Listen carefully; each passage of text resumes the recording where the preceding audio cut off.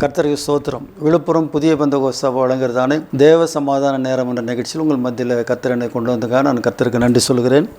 இந்த நாளின் செய்தியின் தலைப்பு, இஸ்ரவேலே நீ என்னால் மறக்கப்படுவதில்லை. ஏசாயா தரிசன புஸ்தகம் 44 அதிகாரம் 21 வசனம்.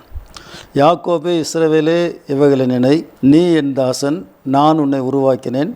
நீ என் தாசன், இஸ்ரவேலே, நீ என்னால் மறக்கப்படுவதில்லை. எனக்கு அன்பானவர்களே, மறப்பதற்கும் மறக்கப்படுவதில்லை என்பதற்கும் வித்தியாசம் இருக்குது. மறக்கப்படுவதில்லை என்கிறதுக்கும் மறப்பதற்கும், இல்லை நான் மறப்பதில்லை என்றதுக்கும் வித்தியாசம் இருக்குது. ஆனால் ஆண்டவர் இங்கே மறக்கப்படுவதில்லை என்று சொல்கிறார். நான் மறக்க மாட்டேன், நீ என்னால் மறக்கப்படுவதில்லை. எனக்கு அன்பானவர்களே, இந்த வசனம் சொல்கிறது. அதில் ஆண்டவர் சொல்கிறதான வார்த்தை, யாக்கோபே, இஸ்ரவேலே, இவைகளை நினை.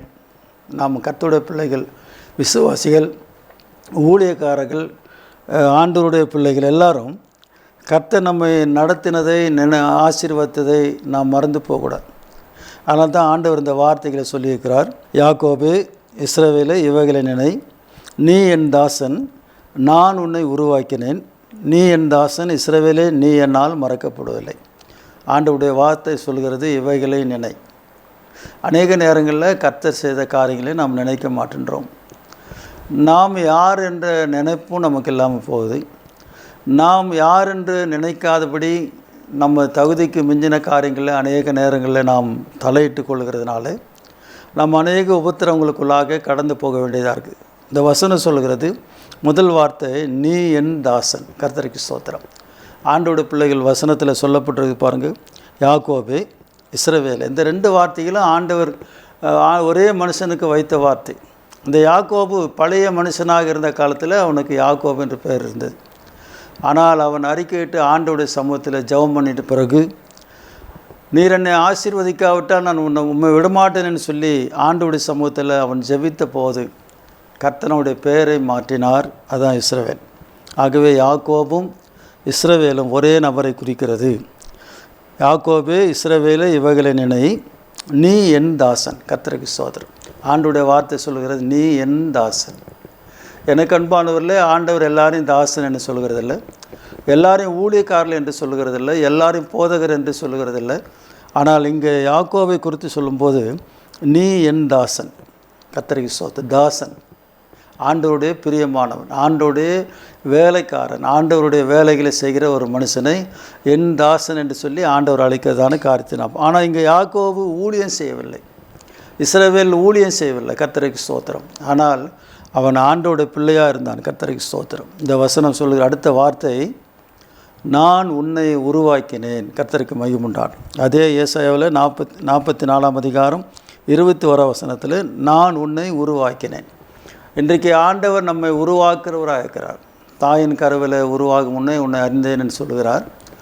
அது மட்டும் இல்லாமல் ஆண்டவர் ஒவ்வொரு மனுஷனையும் ஒவ்வொரு வேலைகளுக்கும், ஒவ்வொரு காரியத்துக்கும், ஊழியத்துக்கும் அவர் உருவாக்குகிறார். கர்த்தருக்கு ஸ்தோத்திரம்.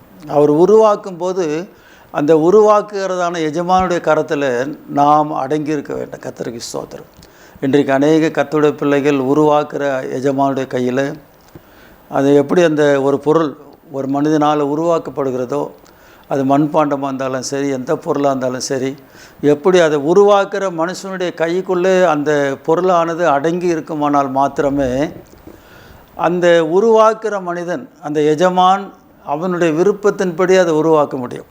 இன்றைக்கு அநேகர் அந்த உருவாக்குற எஜமானுடைய கையில் இல்லாதபடி இவர்கள் சுய விருப்பத்தின்படி செய்ய பார்த்து அந்த எஜமானுடைய கையிலேருந்து விலகி போகிறார்கள். இன்றைக்கு ஊழியக்காரர்கள் கூட, விசுவாசிகள் கூட, கர்த்தர் உருவாக்குற காரியத்தில் ஆண்டவர் அவர்களுக்கு செய்கிற காரியத்தை ஆண்டவருடைய சமூகத்தில் அவர்கள் இல்லாதபடி அவர்கள் சுய இச்சையின்படி நடந்து, சுய விருப்பத்தின்படி நடந்து கொள்ள பார்க்கறதுனால அவர்களை ஆண்டவர் சரியாக உருவாக்க முடியாமல் போயிடுது.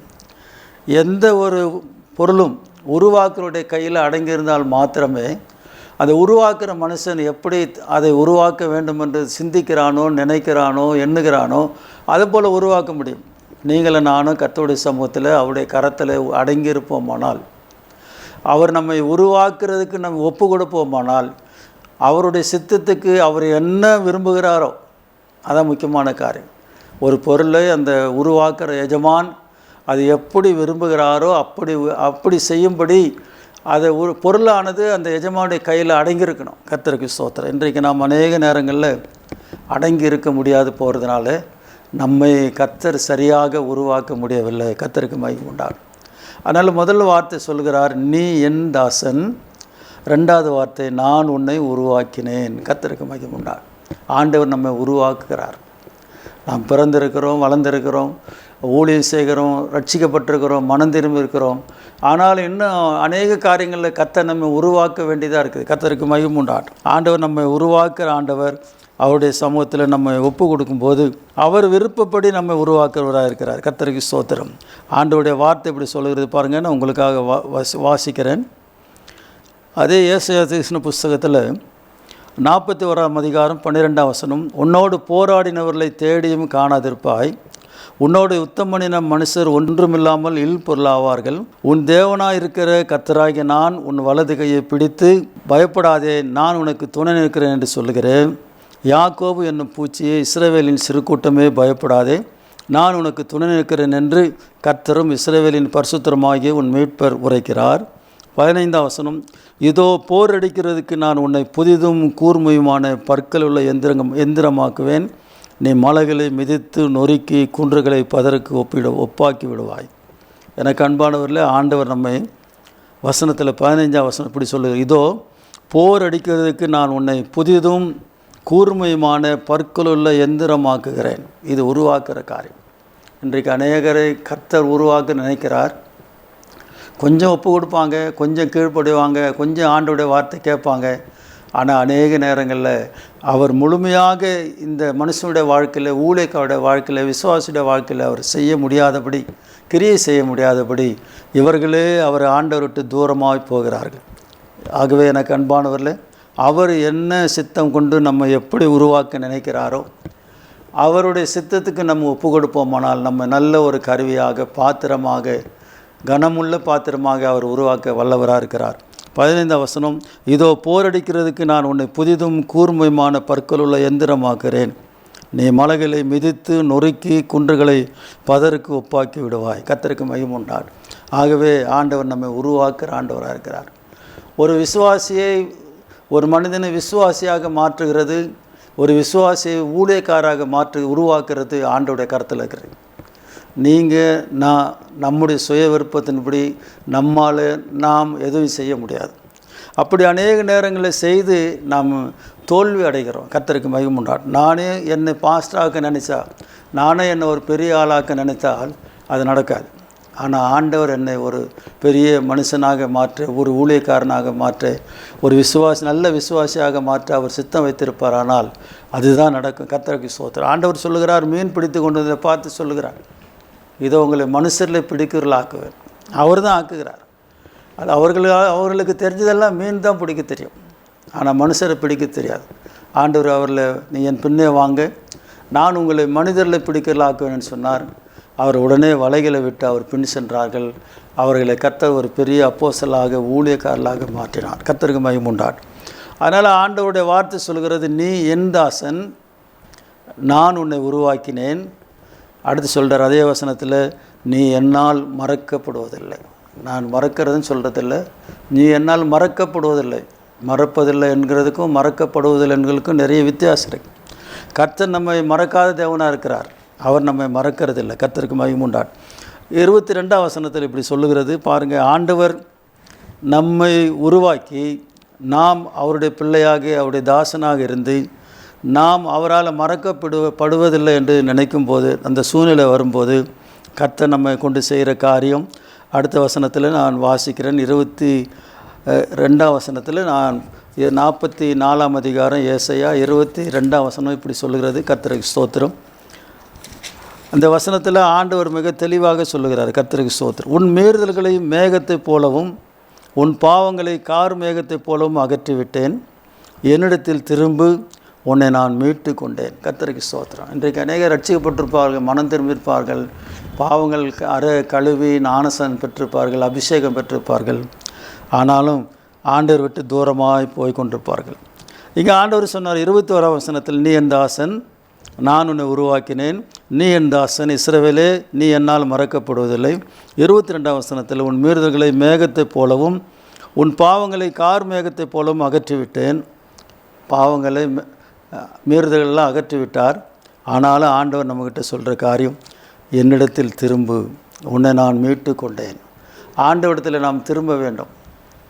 அதனால் ரட்சிக்கப்பட்டு ஞானஸ்நானம் எடுத்து அபிஷேகம் பெற்று ஊழியம் செய்து ஆண்டவர் விட்டு தூரமாய் போகிறதை காட்டிலும் ஆண்டவருடைய சமூகத்தில் எப்போதும் ஆண்டவருக்குள் இருக்கிறது நல்லது. அவர் நம்மை மீட்டு கொண்டதை நாம் அறிந்திருக்கணும். அவர் நம்மை மறக்கப்படுவதில்லைன்னு சொல்லி ஆண்டவர் வாக்கு பண்ணியிருக்கிறார். அவர் உங்களையும் என்னை மறக்கவே மாட்டார். சரியானவள் ஏசாயாவில் சொல்லப்பட்டது 49ஆம் அதிகாரத்தில், தன் கர்ப்பத்தின் பிள்ளைக்கு இறங்காமல் தன் பாலகனை மறப்பாலோ அவர்கள் மறந்தாலும் நான் உன்னை மறக்கிறதில்லை. ஆகவே கர்த்தர் நம்மை மறக்காத ஆண்டவர் நமக்கு சகாயம் செய்ய வல்லவர். நாம் ஜெபம் பண்ணோம். ஆண்டவரே, இந்த வார்த்தைகளுக்காக நன்றி செலுத்துகிறோம். இந்த செய்தியை கேட்டுக்கொண்டு நம்முடைய பிள்ளைகளை ஆண்டவரே ஆசீர்வதியும். நீர் எங்களை நாங்கள் உம்மால் மறக்கப்படுவதில்லை.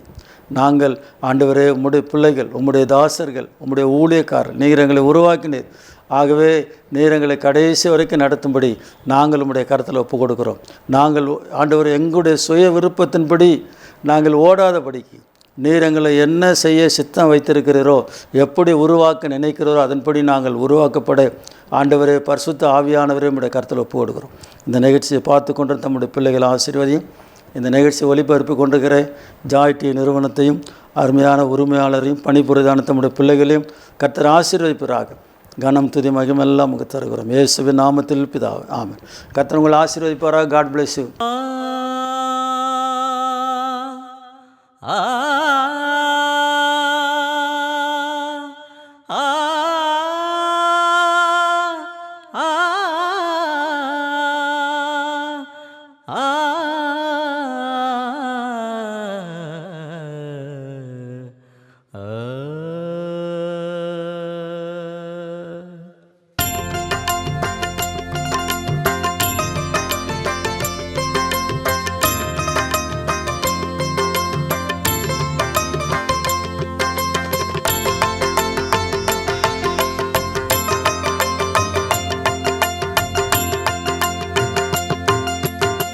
என் சித்தம் ஒன்றுமில்லை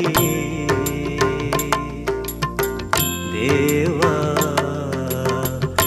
ஏழை என்னை கண் பாருமே. என் சித்தம் ஒன்றுமில்லை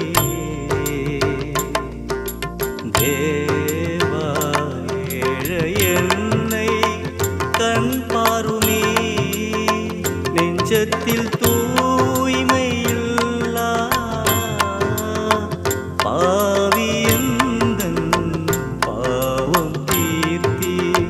நெஞ்சத்தில் தூய்மையில்லா பாவியந்தன் பாவம் தீர்த்தி.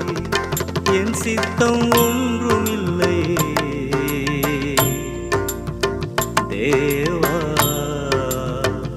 ஏழை என்னை கண் பாருமே.